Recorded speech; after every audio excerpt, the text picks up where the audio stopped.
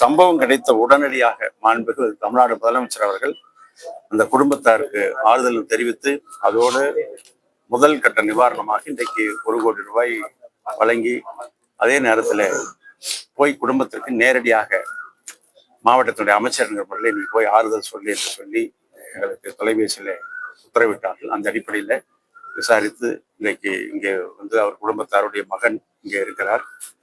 அவர் மருத்துவக் கல்லூரி மருத்துவமனையில் இங்கே அவருடைய உடம்பு வைக்கப்பட்டிருக்கிறது. அவருடைய ஆறுதல் சொல்லப்பட்டிருக்கிறது. தொடர்ந்து அந்த குடும்பத்திற்கு நம்முடைய மாண்புமிகு முதலமைச்சருடைய கவனத்திற்கு எடுத்து சென்று என்ன உதவி செய்யும் அதை அரசால் செய்யக்கூடியதை செய்வதற்கு நாங்கள் உறுதுணையாக இருப்போம்.